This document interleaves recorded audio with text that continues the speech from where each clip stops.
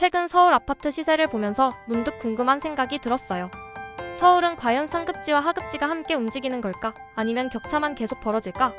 평소 부동산에 관심이 있었지만 정확한 데이터를 기반으로 한 분석은 해본 적이 없어서 조금 막연하던 질문이었죠.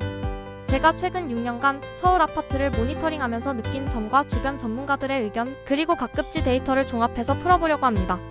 서울 아파트 급지별로 보는 관점.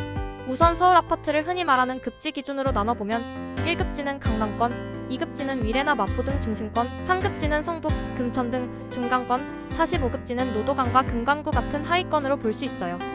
제가 데이터를 보면서 느낀 점은 서울 아파트는 하나의 열차처럼 움직이는 것 같지만 세부적으로 보면 확실히 격차가 존재한다는 거예요. 즉, 상승 배수 기준으로 보면 상급지와 하급지의 오름폭은 시기별로 다르지만 장기적으로 보면 모두 상승 추세를 보이는 경우가 많아요.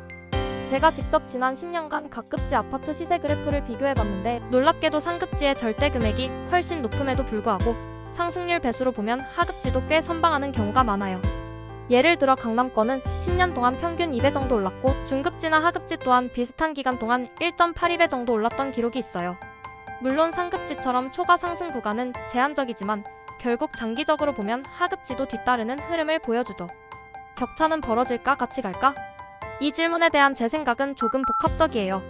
단순히 상승률만 본다면 장기적으로는 어느 정도 같이 가는 구간이 있다고 봐요.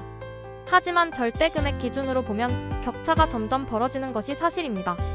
상급지 아파트 가격은 이미 천문학적 수준이고 하급지 아파트는 여전히 접근 가능한 가격대에 머무르기 때문에 체감 격차는 점점 커지는 느낌이에요.